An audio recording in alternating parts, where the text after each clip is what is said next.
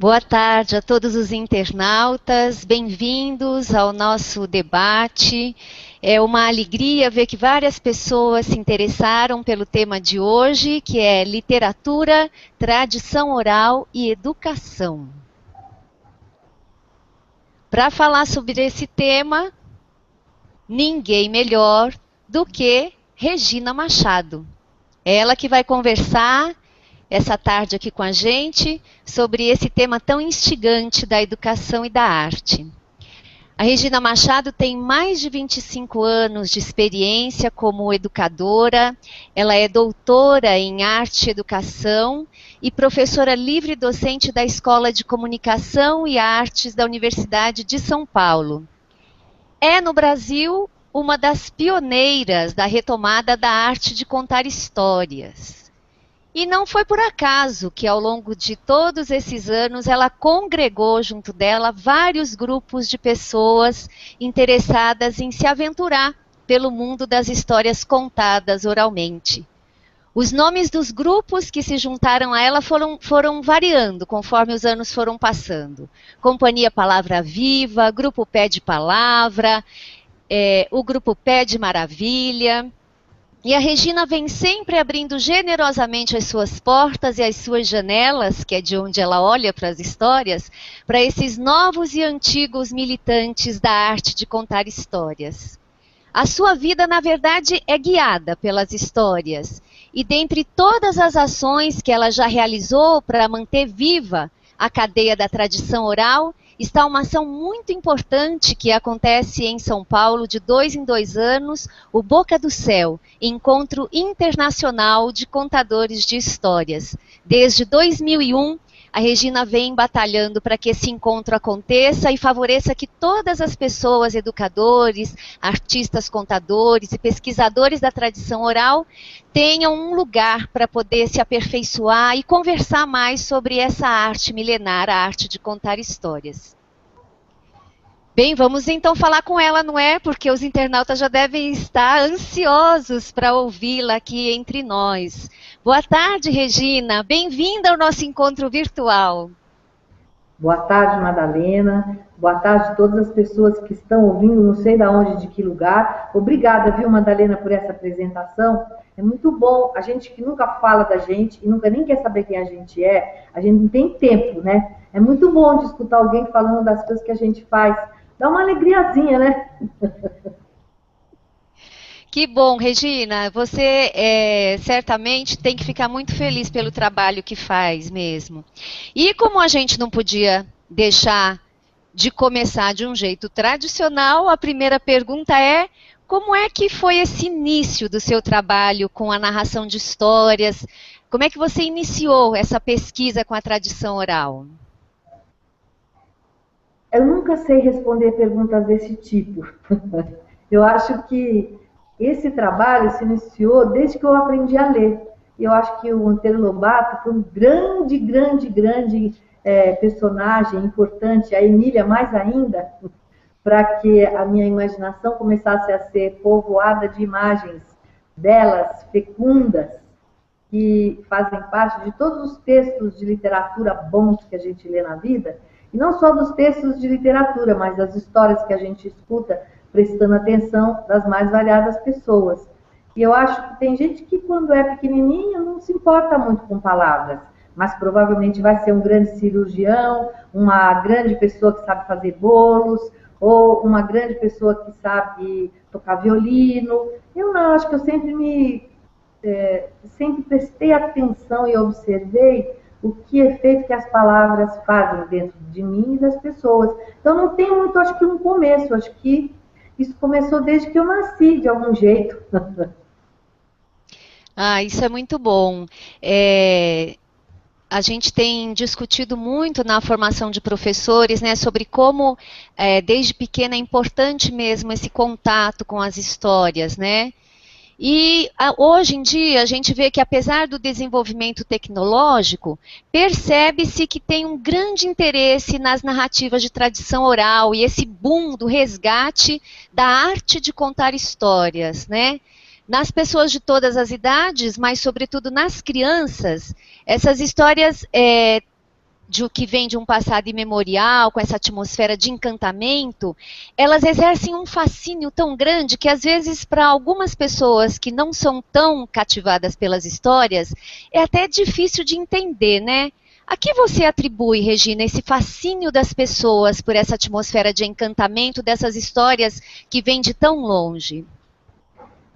Quando você fala sobretudo as crianças, Madalena, eu acredito que as crianças estão num estado de disposição interna para escutar e para receber o que vem de fora, que é diferente do adulto, porque à medida que a gente vai crescendo, a gente vai se voltando para fora, a gente vai se voltando para atender aquilo que as pessoas esperam da gente, a responder de acordo com as expectativas. Então, esse lugar dentro da gente, que é um lugar de escutar, de se maravilhar, de ficar em silêncio, a gente vai deixando de lado. Então, esse sobretudo aí que você falou, eu atribuo ao fato de que as crianças ainda podem, algumas, quando deixam, escutar. E os adultos, quando escutam uma história que vai lá dentro, lá bem dentro de um lugar em que não é atingir, esse lugar que não é atingido pela necessidade de agradar, de responder, de realizar, de fazer, esses adultos também se maravilham. Então, a história é uma substância humana de sabedoria e conhecimento que foi feita e desenhada em tempos imemoriais para todos os seres humanos e para conversar com as coisas fundamentais da vida. Então, qualquer ser humano de qualquer época se pergunta sobre as coisas fundamentais da vida. Alguns, como as pessoas do mundo de hoje, não têm tempo para isso. Mas isso não quer dizer que quando uma pessoa escuta uma história, qualquer que ela seja em qualquer época, ela vai poder entrar em contato com coisas que são significativas para qualquer ser humano. E o fato de, hoje em dia, essa história ter essa função, não é diferente de em qualquer outra época da humanidade. A diferença é que antigamente, as pessoas, muito antigamente, as pessoas respiravam e podiam escutar. E tinha um momento da vida em que era possível escutar e encontrar o outro. E hoje em dia isso não existe mais. Esse massacre que existe da humanidade do ser humano é tão avassaladora que a história realmente parece que é um bálsamo. Parece que é muito mais bálsamo do que era antigamente. Eu acredito que ela é muito mais necessária nesse mundo de hoje, porque as pessoas estão mortas. Mortas. Para dizer a verdade, elas estão mortas. Nós todos, por causa de tudo aquilo que a gente é obrigado a sofrer de fragmentação e falta de sentido que existe no mundo de hoje. A história, e não só a história, mas um bom encontro com uma pessoa, um bom encontro por meio da palavra ou por meio da arte, um bom encontro em que as duas pessoas possam respirar, tem essa função de trazer de volta a humanidade perdida que existe dentro da gente, que todo ser humano tem, não importa em que mundo viva. Então, tanto as histórias como qualquer construção viva de palavras que tenha esse objetivo, que tenha essa intenção, que não é qualquer história que vai fazer isso, mas é alguma história que esteja ligada de algum modo com a importância da vida, com a importância dos valores que regem a vida e com as perguntas fundamentais que regem a nossa vida nesse mundo. Qualquer história desse tipo, por isso que as histórias tradicionais são tão importantes, porque elas estão feitas de propósito para ligar a gente com as coisas importantes da vida. As imagens que levam a gente para os lugares mais fundamentais da gente mesmo e principalmente para as perguntas mais fundamentais. Então, essas histórias, elas têm esse poder, não é uma palavra, não estou dizendo isso como uma frase de efeito, do tipo, seja você mesma, que não quer dizer nada, né? Mas eu estou falando isso de um lugar, de uma pessoa que há não sei quantos milhões de anos lê as histórias e recebe esse benefício internamente. Então, eu estou falando desse lugar, o lugar do efeito que as histórias fazem, em primeiro lugar, na minha pessoa. E é quase como um testemunho mesmo. Eu não estou falando de um livro que eu li que fala sobre isso, mas eu observei muitas vezes alguma coisa se revirando dentro de mim na hora que eu estava lendo ou escutando uma história boa. Então, essas histórias, elas têm essa possibilidade de ter um efeito sobre a humanidade da gente, lá no lugar mais fundo, que às vezes a gente nem sabe que a gente tem, mas que qualquer ser humano tem. Qualquer mesmo. Esse lugar especial das histórias e do ouvir, certamente você também já vivenciou muito isso quando chega nas escolas e vai contar história para algumas classes, algumas crianças, e as professoras ficam maravilhadas de ver como as crianças ouvem, né? Que é justamente disso que você está falando, né? Não é qualquer história, não é contar de qualquer forma, né? É a história bem escolhida, é o conto que traz todo esse ensinamento, toda essa carga milenar que vem junto com ele, né? Então, às vezes, as professoras se surpreendem não só de ver a criança ouvindo alguém contando, mas de se imaginar podendo assumir aquele lugar, né? Isso realmente é um privilégio nosso, né, de contadoras de histórias, chegar nos lugares e poder oferecer essa experiência para as crianças, para as pessoas em geral e para nós mesmas, né? Que certamente a nossa experiência quando a gente conta também é muito gratificante. Agora, Regina, para continuar o nosso debate, queria te perguntar como é que as narrativas e as culturas de tradição oral dialogam com a literatura e as artes na contemporaneidade? Vamos ver se eu entendi o que você está perguntando. Eu vou falando, se não for isso, você fala, não é isso, tá? Quando eu penso, em primeiro lugar, nessa palavra que você está chamando, você está falando literatura e contos de tradição oral. Quando eu penso nesse assunto, eu penso a arte da palavra. A arte da palavra, para mim, ela tanto faz que ela seja conto de tradição oral, literatura contemporânea. Eu diria que dentro desse universo enorme, que é como que a palavra faz com que as pessoas se conversem nos lugares profundos delas mesmas, como é que a arte da palavra, o que eu estou chamando de arte da palavra é a capacidade de organizar um discurso que faça sentido, que possa ressoar nas pessoas que escutam. O Tolkien falava disso de um jeito muito bonito. Ele dizia assim, imagine uma árvore azul. Todo mundo pode imaginar uma árvore azul. Ou desenhe uma árvore azul. Todo mundo pode desenhar uma árvore azul. Mas ele dizia, escrever um texto onde uma árvore azul seja acreditável, isso é a arte da fantasia. É isso que eu estou chamando de você poder criar um discurso, um encadeamento de palavras que tenha esse dom do encantamento, que faça com que as pessoas escutem, leiam ou escrevam de um jeito que elas parem para refletir ou para ver o que efeito aquilo fez dentro delas. Então, nesse sentido, isso aí para mim, que se chama arte da palavra, pode existir no Guimarães Rosa, pode existir na Lígia Bojunga, pode existir num texto de tradição oral do Egito de 4.000 anos atrás, em qualquer lugar onde a pessoa que escreveu, ou recolheu, ou leu, esteja em contato com essa possibilidade do discurso encantado, então vai se produzir um efeito na pessoa que escuta.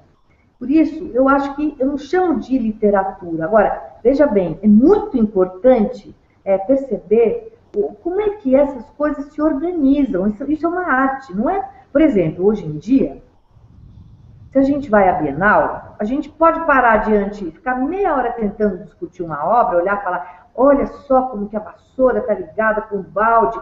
Daqui a pouco vem a faxineira e leva tudo, porque não era uma obra. Aquilo ali era a faxineira esqueceu. O que quer dizer isso? É que hoje em dia, quando existe uma coisa chamada autoria, existe um mundo que a gente vive, que é o mundo desencantado, que é o mundo ocidental, que é o mundo onde cada um tem a sua ideia. Numa cultura tradicional, jamais alguém ia confundir um balde, um pano com uma obra de arte. Porque o símbolo é alguma coisa que todos compreendem. E todos sabem o que aquilo é. Um conto tradicional, compartilhado numa cultura tradicional, é algo que aquela comunidade compreende. Então, é alguma coisa que se chama uma forma simbólica. É um desenho de pele, é um desenho feito na pele, é uma cesta que é pintada. Tudo isso remete a um universo onde todo mundo compreende.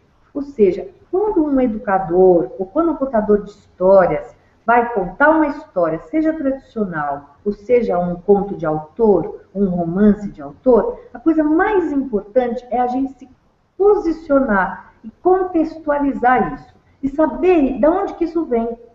Por isso que esse trabalho de contextualização é tão importante. Porque eu olho para um conto popular brasileiro e eu sei aí, eu posso estudar em que universo isso está, a que lugar isso pertence. E é isso que vai me fazer conversar com essa obra e descobrir o que ela diz para mim. Então não é assim, conto tradicional, literatura. É como que eu entendo da onde vem um conto, da onde que vem, se ele vem da África tradicional, ou se ele é do Miacouto. É isso que vai me fazer dar o sentido para uma obra, que o sentido sou eu que dou sempre. Não é alguém que vai dizer para mim o que aquilo quer dizer. Mas é importante, tá dando para entender o que eu estou querendo dizer? Eu estou te perguntando porque eu estou viajando agora no discurso, que é não colocar em gavetas, sabe? A literatura de autor, ou a literatura é isso, o conto tradicional é aquilo. Eu acho que tudo que é definição mata uma obra. Na verdade, a gente precisa encontrar cada pessoa a sua relação pessoal com aquela obra. Mas para isso é importante contextualizar, porque se eu não sei a diferença entre um conto que vem lá de Burkina Faso, de um conto popular brasileiro, de um conto de Guimarães Rosa, se eu não percebo que isso pertence, cada uma dessas obras, pertence a um contexto diferente, como é que eu vou me relacionar? Onde que eu vou colocar a minha experiência de escuta dessas obras? Então, na verdade, tanto faz. Eu estou no mundo hoje, com meus alunos, eu vou trabalhar de acordo com o propósito que eu tenho, um conto do Machado de Assis, ou eu vou trabalhar um conto de tradição oral que não tem autoria, mas que como é que eu me relaciono com esses materiais? A partir de um propósito, a partir de algo que eu conheci, ou descobri, ou investiguei, pesquisei a respeito desse material ou dessa substância, e é a partir daí que eu vou poder utilizar esse material, a partir desse meu contato, a minha busca, principalmente, da minha curiosidade. É melhor, eu acho, pensar, sim, esses materiais, do que pensar, existe uma coisa chamada conto tradicional, que é muito antiga, tá? É uma coisa de antigamente, que serve para antigamente, e hoje nós temos isso aqui, que é uma literatura de autor, que é muito melhor, entendeu? Porque, então, isso tudo eu acho uma grande bobagem. Acho que isso não serve para nada. O conhecimento importante vem da contextualização. Isso eu estou falando da minha experiência, gente, isso não é nenhuma regra, nenhuma definição. Toda vez que eu descobri que existia um conto lá não sei aonde na África, e parecido, que era o mesmo com outro no sertão do Cariri ou no recôncavo baiano, eu ficava maravilhada, mas, puxa vida, o que será que isso quer dizer? E ficar fazendo perguntas.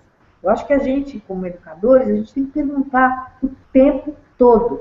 E não dizer assim, eu não sei, eu jamais vou saber falar isso como essa pessoa, então é melhor não estudar nada, porque, sabe, eu não tenho livro na minha escola, eu não tenho com quem falar, aí começa a vir todos os nãos, como desculpas, para de verdade a gente não ter aquela curiosidade viva de aprender com os nossos alunos, que mostram para a gente o que é ter uma curiosidade viva. Então, se a gente presta atenção, tudo que a gente precisa saber está à nossa volta, desde que a gente tenha essa orientação clara. Eu preciso contextualizar. Eu estou chamando de contextualizar, colocar um objeto de estudo qualquer, por exemplo, um conto, dentro de um conjunto de relações que eu mesma posso querer fazer. Mas nunca aquilo sozinho, porque senão eu fico perdida. Eu fico sem saber o que aquilo quer dizer. Mas se eu coloco o conto dentro do conjunto de contos tradicionais, esse é um exemplo, para ficar mais claro que eu estou chamando de contextualizar. Aí eu começo a fazer perguntas, mas por que é conto de tradição oral? Qual a diferença? Por que ele não... ele não é de autor? Não, tá. Então, mas é diferente? Ele tem uma coisa chamada estrutura narrativa de um conto tradicional. Ah, e não tem isso no conto de autor? Peraí, deixa eu pegar um conto de autor, deixa eu olhar os dois juntos para ver qual é a diferença. Esse tipo de estudo é muito valoroso. E eu não preciso de ninguém para ficar lá falando para mim, faça isso agora. Pegue o manual, pegue ponto número 2. Não, é a minha curiosidade que me leva. E eu começo a aprender muita coisa assim. E a gente está acostumado a achar que aprender é quando o professor vem e ensina. Não, aprender é quando eu tenho vontade de aprender. Então, eu vou investigar o que é um conto oral e o que é um conto de autor. E vou descobrindo e vou anotando no meu caderninho. Por isso que eu acho que eu não tenho nenhuma definição para dar de nenhuma coisa e nem outra. E eu acho que eles não dialogam. Eu acho que eles dialogam dentro da gente, se a gente deixar. Muito bacana, Regina. É importante até a gente ouvir isso, né? Que não fechar nas caixinhas, né? O importante é olhar para essas histórias e ver qual é a nossa intenção, não é, com cada uma delas. Agora, você estava dizendo que é da curiosidade, né, da pesquisa, que esse é o seu jeito de olhar, e você publicou um livro que presenteou a todos os que querem entender um pouco desse seu jeito de olhar para as histórias, que é o livro Acordais. E eu queria que você falasse um pouquinho de uma expressão que você usa lá, usa também nos seus cursos, que é uma expressão muito curiosa, muito instigante, que é virar o olho, que é necessário virar o olho. Que história é essa de virar o olho, Regina? Isso vem de uma pesquisa muito antiga que eu faço, porque a primeira vez, que eu acho que faz, nem vou dizer quantos anos, não tem importância nenhuma, a primeira vez que eu fui me dirigir a educadores, foi muito interessante, que eu estou me lembrando agora, não tinha pensado nisso, nunca tinha lembrado disso, eu lembrei agora. Eu tinha acho que 22 anos de idade, eu tinha acabado de sair da faculdade. Eu fui dar uma aula, chamava Estética e História da Arte, o nome. Era num curso de educação artística. E eu cheguei lá com uma bibliografia imensa. Tinha Escola de Frankfurt, todos os autores, tinha autores que escreveram sobre estética, e eu achei, aquilo era a bibliografia que eu ia dar. Quando eu fui trabalhar no primeiro dia de aula, que eu entrei em contato com aquelas pessoas, que eram professores, alguns eram músicos que davam aula de piano, era uma faculdade de música. Enfim, havia pessoas que já tinham as mais variadas experiências, tinha gente muito jovem, gente bem mais velha, e à medida que eu fui dando a aula, só me vinha, eu olhava de lado para aquele papel, eu falava que coisa mais ridícula. Quando chegou o fim da aula, eu falei, gente, eu não vou dar essa bibliografia para vocês. Eu mesma rasguei e joguei no lixo. Porque durante a aula só me vinham perguntas, que eram, basicamente, para resumir, como eu faço para encontrar essas pessoas? Se eu chegar com essa bibliografia, vai ficar todo mundo tão apavorado, vai todo mundo querer ir embora para casa e todo mundo ficar desesperado, porque tudo isso é muito difícil para começar. Eu tinha 22 anos, quer dizer, e eu imaginava que naquela época era mais claro ainda para mim o que é um massacre de vir um conhecimento de fora em cima das pessoas. Aí eu comecei, acho que aí, talvez muito antes, porque quando eu era criança eu dava aula de escolinha de arte, em vez de dar aula de escolinha, né? Quando eu brincava, né? Eu brincava de escolinha de arte com as crianças menores, né? Então eu acho que já daí eu ficava perguntando como é que você cria uma situação em que alguém tem a vontade de aprender. E aí eu comecei a descobrir que as histórias são fantásticas para isso, porque desde que o mundo é mundo, a história existe para isso, para fazer você aprender. Só que do jeito que não é alguém que está ensinando, é por meio de imagens, por meio de metáforas. Então, o príncipe faz não sei o quê, e você faz junto e você descobre uma opção de coisa da sua vida.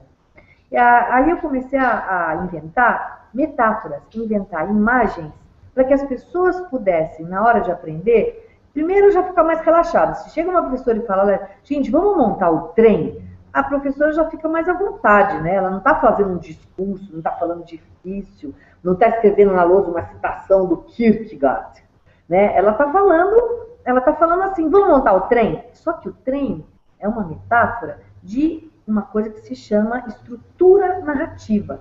Então, em vez de chegar de cara com um conceito muito complicado, as pessoas podem ter a experiência do conceito, e eu não acho que é só criança, não. Os adultos também, qualquer pessoa. E quando você experimenta fazer o trem da história, você aprende que aquilo é uma imagem poderosíssima para falar de coisas muito importantes, para falar da articulação entre as partes, para falar da síntese de cada vagão, para falar da ideia locomotiva, enfim. Eu vou resumir, porque tem muita coisa dentro dessa imagem. Não é uma brincadeira, vamos brincar de trem, mas por meio do encontro de uma imagem de algo que é conhecido, é possível a pessoa aprender raciocínios complexos.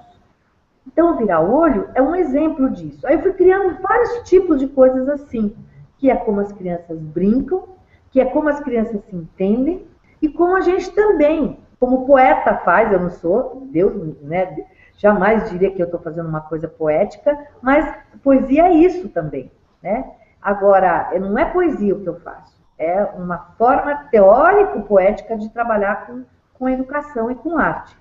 Então, virar o olho não é nada mais, nada menos do que um jeito divertido, instigante, porque eu acredito que muita gente passa um tempão se perguntando o que é virar o olho. No entanto, as crianças viram o olho o tempo inteiro. Toda vez que uma criança pega eu dou sempre o exemplo do saleiro, que eu adoro, aquele saleiro que é fininho, que tem uma tampa de prateada, que parece uma coroa de princesa ou de rainha.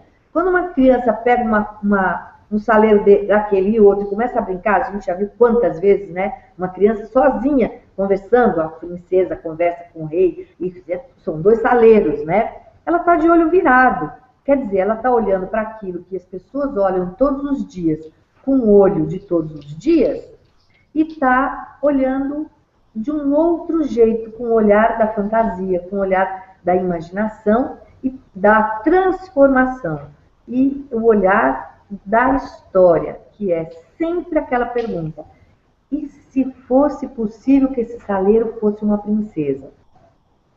Essa é a pergunta imaginativa essencial, que move o ser humano na direção do conhecimento.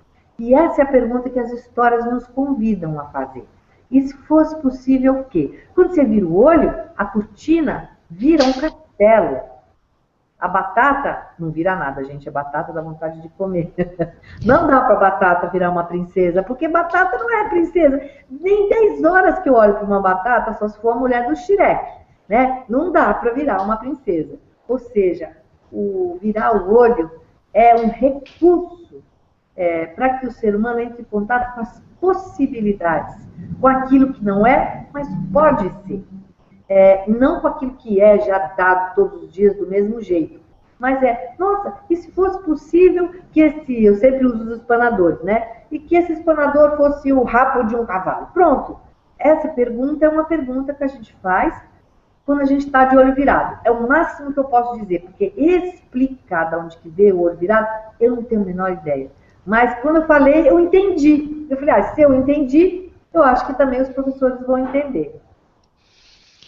Muito bom, Regina. E os professores que têm grande oportunidade, né, de vivenciar mais de perto essa experiência do virar o olho, né, porque eles estão muito perto das crianças, às vezes essa experiência não chega para eles, né, porque eles vão atendendo a tantas demandas no dia a dia, e a gente sabe que uma das demandas do ofício do professor é também ser um contador de histórias, né? Como é que você vê o papel do professor como contador de histórias? Eu não sei falar disso de forma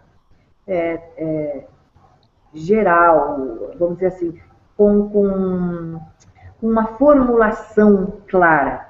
O que eu posso imaginar é que, pensando agora nisso que você está falando, é que qualquer pessoa pode contar histórias. E eu vejo como uma grande diferença. Existe uma ação educativa de contar histórias que é fundamental. E ela pode ser por meio de história escrita, ela pode ser por meio de livro, ela pode ser por meio de história de boca. Porque o educador pode se perguntar, para que isso serve? A minha resposta agora, nesse momento, amanhã pode ser completamente diferente, e eu acho que cada educador tem que achar a sua, é que no momento em que eu estou contando uma história, seja na aula de matemática, geografia, física, educação física, seja onde for, Eu estou estabelecendo um encontro com meus alunos de uma qualidade diferente, onde a coisa fundamental é o nosso encontro no reino imaginativo. E a possibilidade da nutrição de imagens internas que isso tem, tanto para os alunos quanto para mim. E por que eu estou fazendo isso? Porque sem alimentar a imagem interna, ninguém pensa. Ninguém pensa como protagonista. Então, eu posso contar histórias com essa função, eu não vou ficar falando para ninguém. Ah, não posso, gente, imagina se eu vou contar história que nem aquela contadora que eu vi ontem no SESC. Não, jamais, ela sabe, eu não sei. Nada disso. Contar histórias dentro de uma função arte educativa é estabelecer um encontro diferenciado com os meus alunos, no terreno das possibilidades do imaginário. E aí, nessa hora, eu estou viva, eles estão vivos, a gente está junto dentro de um lugar que é útil para eles e para mim, que ensina para eles e para mim. Porque a gente está trafegando no reino das possibilidades. E para cada aluno, e para mim, vão ser coisas muito diferentes. Eu não estou fazendo isso para ensinar pontuação, eu não estou fazendo isso para eles ficarem quietinhos, eu não estou fazendo isso para ensinar geografia, nada. Eu estou fazendo porque é um encontro de seres humanos de uma qualidade única, insubstituível. E eu posso fazer isso, desde que eu me prepare, desde que eu olhe para mim e falo, olha, eu não sei, mas eu posso aprender. Eu posso contar, eu não quero hoje contar, eu posso ler, mas ler de qualquer jeito? Não, eu preciso me preparar. E como que eu me preparo? Eu estudo aquela história, eu vejo as palavras, eu articulo. Por que eu sei fazer tudo isso? Porque eu já li não sei quantas vezes. E eu gosto dessa história, eu passeio dentro dela. Existe uma preparação. Não é pegar o livro, abrir e começar a ler de qualquer jeito. E também não é contar de qualquer jeito. Cheio de inés, maneira, coisas que não tem nada a ver. Então, essa ação arte educativa, ela é acessível, ela está aí para todo mundo que quiser ter um encontro sincero. Eu falo, essa palavra para mim ela é muito importante, porque muitas vezes a gente acha que a gente está fazendo alguma coisa e está fazendo um horror. Melhor que não conte história. Se você entra num lugar de você contar história como artista, ou você querer ensinar alguma coisa, não é bom. Mas se você olha para a história e fala, eu quero compartilhar essa história com meus alunos, já é o primeiro passo fundamental, né? E eu sei que eu preciso me preparar, que não vai baixar em mim alguma coisa na hora e que eu vou contar e que vai ser bom. Tudo isso é importante. E tem uma função arte educativa, que eu chamo de, enfim, que é trabalhar por meio da arte alguma coisa que eu acho importante. Isso é completamente diferente do artista, que conta aí é um outro universo que acho que não importa muito pra gente nesse momento. E eu já esqueci completamente. Você perguntou se era o professor contador de histórias, né? Então é esse lugar que eu acho que tem o educador. Sem ficar pensando naquele contador de história que contou no palco não sei das quantas, porque eu acho que isso tudo, dependendo do jeito que eu me relaciono com o artista, é bom ou ruim. Se eu paro para olha como que ele respirou, eu não respiro direito. Olha só como ele fez agora, gostei. Isso aí é muito bom, significa que eu estou aprendendo. Agora, se eu falo, nossa, que arraso, jamais vou ser capaz, então melhor não contar, aí é ruim. Ótimo, Regina, ouvir você falar assim, porque acho que anima, né, os professores a assumirem com mais autenticidade, com mais sinceridade esse papel deles como contadores, né? Ainda falando sobre o professor, uma questão que é bastante instigante e recorrente no trabalho que a gente faz com professores em todo lugar do Brasil onde a gente anda, é a questão das adaptações das histórias para atender ao politicamente correto. Então, a gente vê muitas coisas acontecerem nesse sentido e muito das histórias, muito do importante que há nas histórias se perderem aí nesse caminho. Eu queria que você comentasse um pouquinho sobre isso, qual é a sua posição em relação a essas adaptações para o politicamente correto. Eu acho que a adaptação para qualquer coisa que seja que vá destruir a natureza daquela substância ou daquela forma narrativa é horrível. Por exemplo, por que ninguém, quando olha para o para Mona Lisa, por exemplo, ah, não gostei do cabelo dela. Eu vou trocar esse cabelo quando eu for mostrar para meus alunos. Ah, eu acho que eu vou pôr um chapéu, porque eu acho que fica mais legal. Não sei, os alunos não vão entender esse cabelo. Ou por que ninguém vai. Ou nem pensa, acha dá risada quando eu falo isso. Imagina mexer numa obra do Leonardo da Vinci. Que absurdo! As pessoas acham isso. Agora, as pessoas acham que pegar uma história e mudar o fim porque a criança pode ficar com medo, ou porque acham que podem fazer isso, ou porque aparece racista, né? Eu vou mudar essa palavra é difícil. Eu acho tudo isso, a pessoa tem que se perguntar 10 vezes por que ela está fazendo isso. Eu acho que eu não posso dizer que eu sou contra uma adaptação. Se você pega Tristão e Isolda, que tem 450 páginas, quer contar para os seus alunos, bom, você vai, de algum modo, você vai mexer nesse texto para trabalhar com os seus alunos, porque é enorme. Então, eu acho isso um critério bom. Né? Existem coisas que você pode, existem obras onde você pode mexer no sentido, às vezes, exatamente nesse sentido de diminuir a quantidade, mas isso ainda assim eu não posso falar nada genericamente, porque cada caso é um caso. Né? Agora, o que eu acho que não se pode fazer de jeito nenhum é pensar que a história é diferente da Mona Lisa. A Mona Lisa foi feita por um artista que pensou exatamente onde que ele queria colocar a forma da figura humana, em que contexto de paisagem, em que espaço, de que modo, trabalhando as tintas, de que maneira, a estrutura da composição que está por baixo daquilo, tudo isso é um trabalho realizado e aquilo configura, então, uma obra de arte. Uma história é exatamente a mesma coisa. Existe uma sequência de palavras dentro de um contexto todo que forma aquela paisagem narrativa, a escolha das palavras. Então, eu tenho que primeiro saber que é assim, para depois respirar, demorar um tempo e ver qual é o objetivo de eu fazer uma adaptação. E aí, se eu responder de um jeito que é irrefutável, aí eu posso. Agora, por exemplo, palavra difícil. Qual é o problema de uma palavra difícil? A criança pergunta. Se ela realmente... Às vezes, existe uma palavra, Isfahan. É uma cidade. A criança nunca viu a cidade de Isfahan. Mas por que eu tenho que tirar porque é uma palavra difícil? Se eu conseguir responder direito a essa pergunta, eu tiro. Eu duvido que alguém consiga. Eu não vejo nenhum sentido em não colocar uma palavra difícil. Por quê? Tem tantas possibilidades. A criança pode não prestar a menor atenção. Pode achar lindo, começar a chamar a boneca dela de Isfahan. Pode chegar e perguntar para a tia, ou para a tia dela, não para a tia da escola, porque não existe. Estou falando, minha tia, hoje eu fui na escola, me ensinaram a falar essa palavra. O que isso quer dizer? Pode ir aonde que elas vão, que não é nada disso? Google. Então, não tem problema em ser uma coisa difícil. Né? Isso aí, ou seja, a história não é para informar. Ela tem uma função muito maior do que essa. E às vezes palavras difíceis, ao contrário, elas trazem uma aura de encantamento que é muito importante. Ou, essas coisas, de que lugar que eu falo que uma história é racista? Eu já ouvi muitas vezes as pessoas falarem para mim, as princesas são sempre ficar na torre esperando, princesa não faz nada, princesa, Deus me livre, porque as pessoas não têm noção de que a princesa não é uma pessoa, ela é um símbolo. Então, desse lugar que eu estou falando, né, que a princesa, eu não vou contar a história porque hoje em dia nós somos feministas. A gente não quer contar a história de princesa que fica na torre.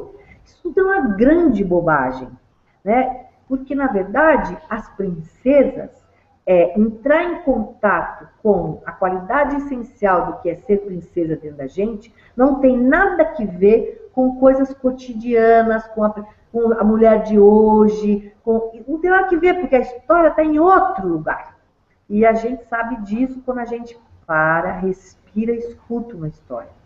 Então não existe, é claro que hoje em dia é possível existir histórias racistas. E aí eu vou olhar e falar, essa história é racista. Eu não vou dar isso para os meus alunos. Isso é outra coisa.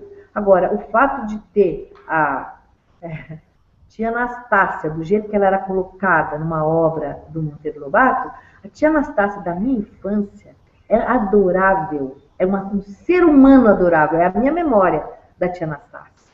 Se o Monteiro Lobato era racista, era problema dele. Assim como ele era racista, como tem muitos autores de hoje em dia que são pessoas insuportáveis, que têm posições políticas horrendas, insustentáveis, mas o texto que está ali, oferecido para a gente ler, é isso que eu falei, não existe nenhuma resposta taxativa, ninguém pode dizer não vou utilizar ou vou tirar esse personagem, ninguém pode dizer isso genericamente.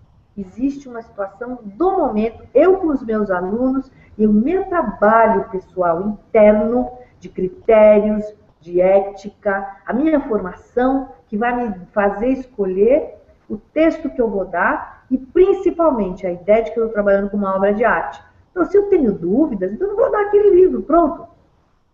Dá para entender o que eu quero dizer? Ninguém vai me dizer não pode fazer isso. Isso é um absurdo, né? Contra o ser humano, contra as crianças, contra o escritor e contra o educador. Como se o educador não tivesse capacidade dele mesmo descobrir, ou a educadora, se aquilo faz sentido ou não naquele momento para os seus alunos e para aquilo que ela está pretendendo trabalhar com os seus alunos. Então, a adaptação, ela tem que ser alguma coisa que passa por esse lugar de critérios que a uma pessoa que deveria ter a possibilidade da sua formação de desenvolver a capacidade crítica pessoal. E aí, e não só, então, alguma coisa que acontece dentro de mim, que é a minha capacidade crítica, mas o conhecimento que eu tenho de que uma obra de arte não dá para eu tirar o cabelo da Mona Lisa. E não dá para eu mudar uma palavra, e não dá para eu dizer que aquilo é alguma coisa que eu, na minha ignorância, estou chamando de machista, né? Porque muitas vezes eu escuto isso. Ah, não, essas histórias árabes, a mulher é sempre aquela que fica esperando. A pessoa não sabe do que está falando.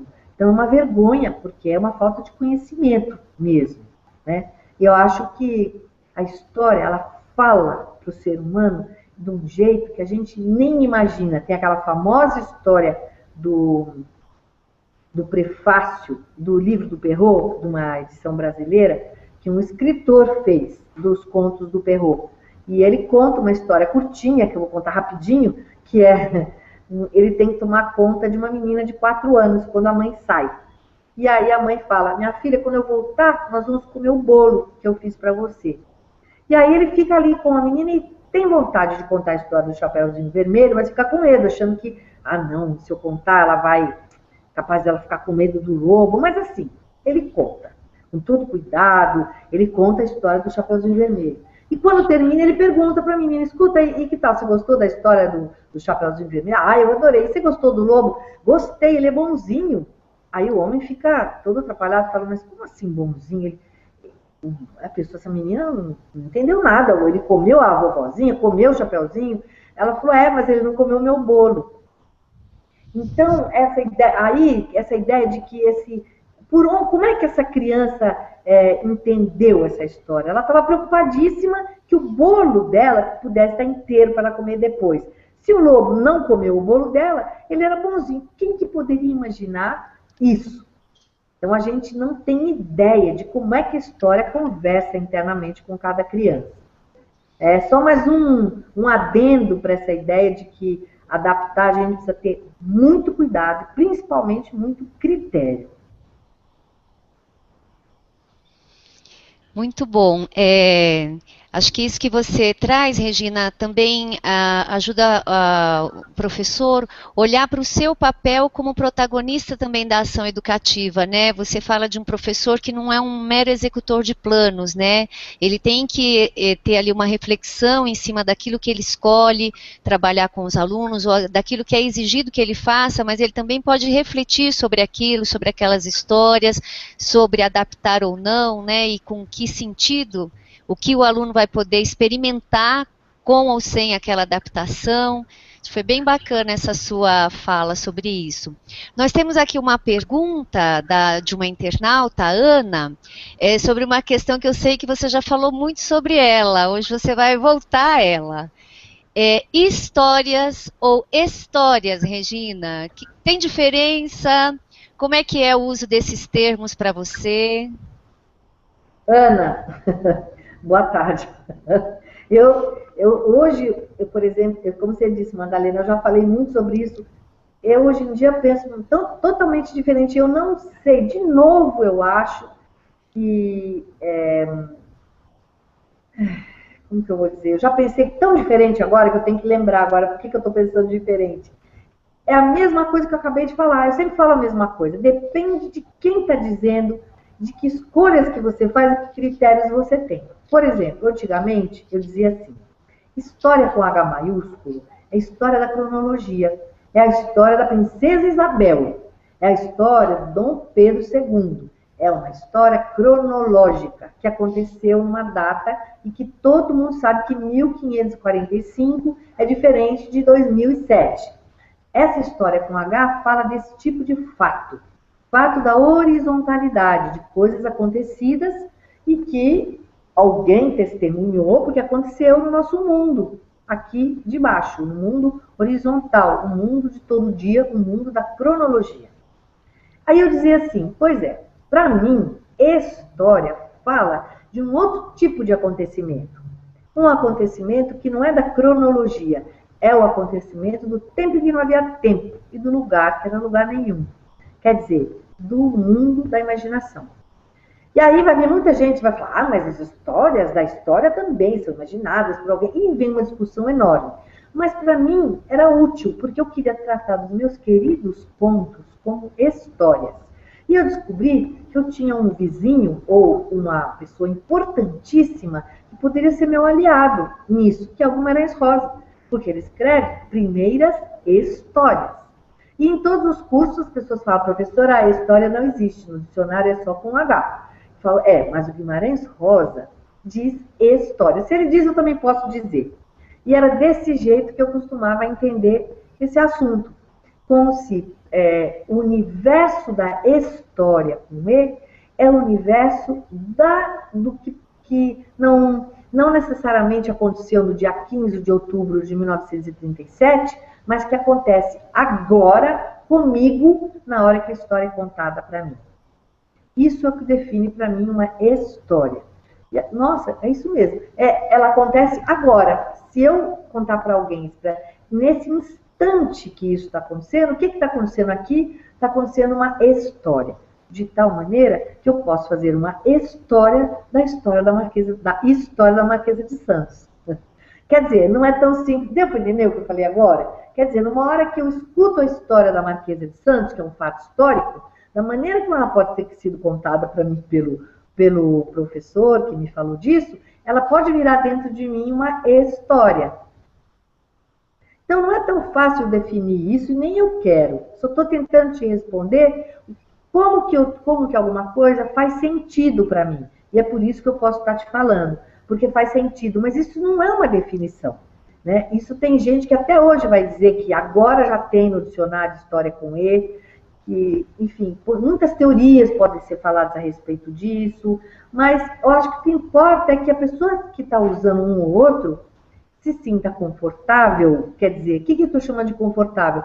Ela possa falar para alguém por que ela faz isso. E isso eu acho que é o mais importante. Você poder formular para alguém por que você, quando escreve... Agora, isso na sua vida, no seu trabalho. Porque se eu escrever um texto que vai ser publicado no jornal, eles vão corrigir. Porque eles vão dizer que não existe. Se eu escrever história com ele. Então, tudo é uma situação particular, depende do que está acontecendo naquele momento, mas eu acho que a gente não deve ir atrás de agora eu entendi qual a diferença entre história com H e história com E. História com E. Mas, aqui dentro, o que eu tenho vontade de usar? Como é que eu tenho vontade de usar essas duas coisas? Como é que eu posso escrever um texto e como é que eu posso formular para mim mesmo ou para os meus alunos para que eles escutem eu falar e falem, eu estou entendendo que essa pessoa sabe o que ela está falando. Não porque ela é inteligente, brilhante, estudiosa, tirou diploma. Porque dentro dela aquilo faz sentido. Tá bom, Ana? Ótimo, tá ótimo. O mais bacana de novo, essa ideia de não fechar nas caixinhas, né, Regina? Que acho que a gente tem, educador tem muito essa necessidade, a gente tem essa necessidade de estabelecer definições, este é assim, este é assado, história é, e aí definir, e história com H é. Então, essa coisa de ter definições às vezes não ajuda muito para o que a gente quer realmente fazer com essas histórias ou com as histórias, né? Eu estou com mais uma pergunta aqui, que certamente é de alguém que já deve ter visto muito você contando histórias, ou ter visto os grupos que você tem acompanhado, porque a pergunta fala um pouco da musicalidade, da memória, do corpo, que é um jeito que você tem construído e ajudado os grupos a construírem aí na arte de contar, né? Como é que você vê a importância desses ingredientes para o contador de histórias? A musicalidade, a memória, a oralidade, o uso do corpo? Eu acho que tudo isso é uma coisa só. Não é que eu acho isso. Eu observo que nas culturas tradicionais isso é uma coisa só.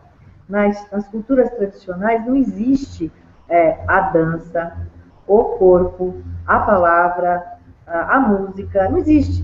Todo artista tradicional é um artista completo. E há uns anos atrás, eu estava contando uma história e me veio uma imagem no meio da história, que era uma imagem de quando eu tinha o meu primeiro filho, quando ele era ainda um bebê, e veio a imagem de eu em pé, fazendo ele dormir. E depois eu fui pensar por que essa imagem tinha vindo.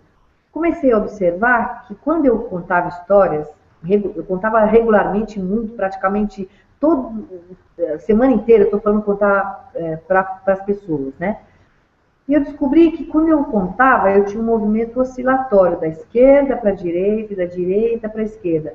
Sempre. Muito sutil, porque não é que você fica parecendo que você está numa gangorra contando história, né? Mas parece que o ritmo, que era um ritmo primordial, que se expressava no meu trabalho, no meu jeito de contar, era esse ritmo que apareceu para mim como uma imagem da mãe embalando o filho, mas não uma imagem imaginada, uma imagem da minha experiência pessoal.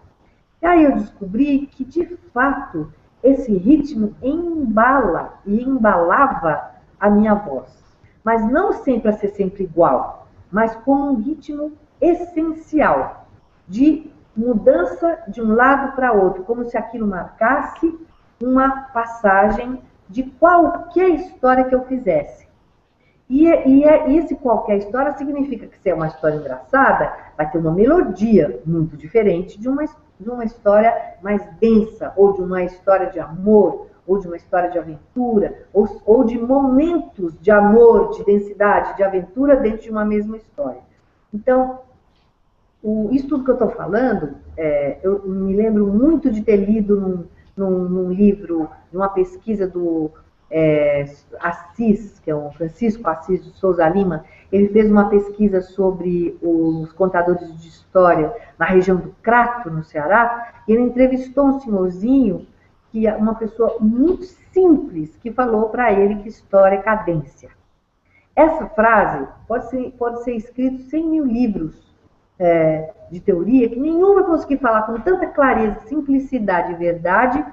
Por isso, esse universo, a palavra é viva, e tudo que é vivo tem movimento, tem ritmo, tem uma sonoridade para cada palavra, porque cada palavra ela corporifica uma quantidade de significados, emoções e verdades, etc. Então, não é possível existir vida sem melodia, sem ritmo e sem a sonoridade própria de cada qualidade.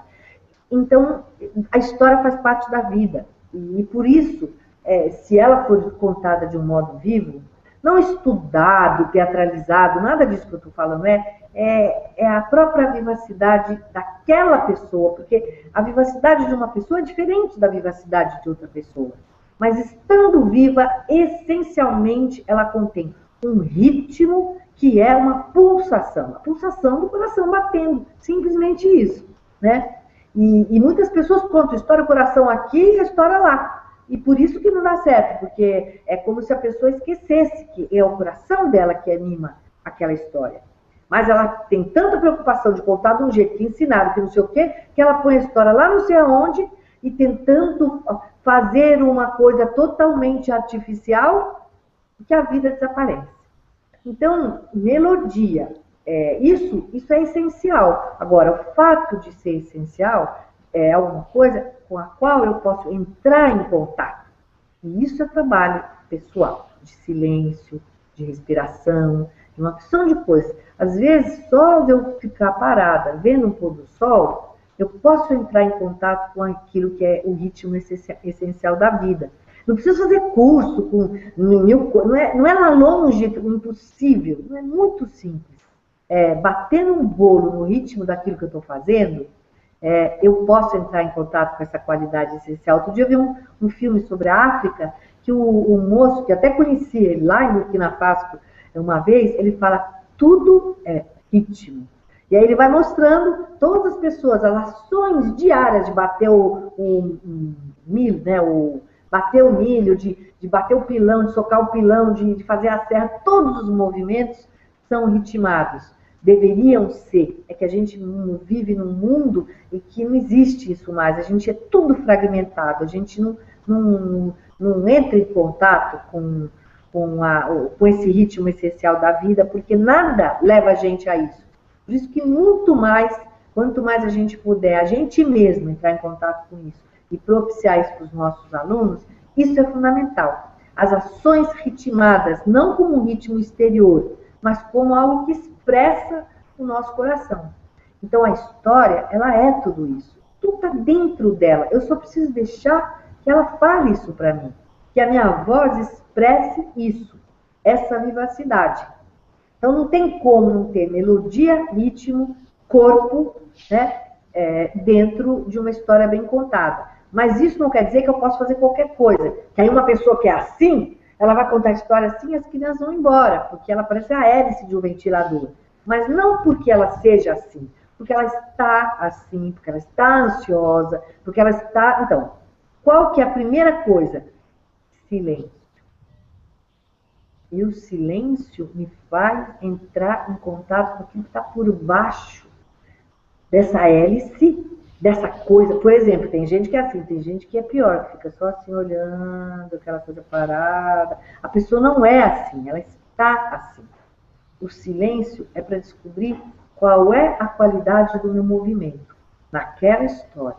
E que em outra vai ser diferente, vai ser um pouco mais assim.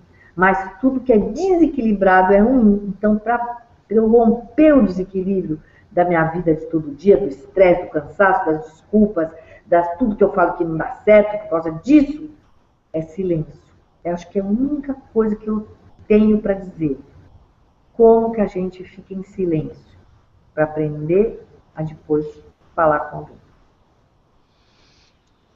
O exercício do silêncio é mesmo um dos mais difíceis. Para muitas pessoas é quase impossível, né?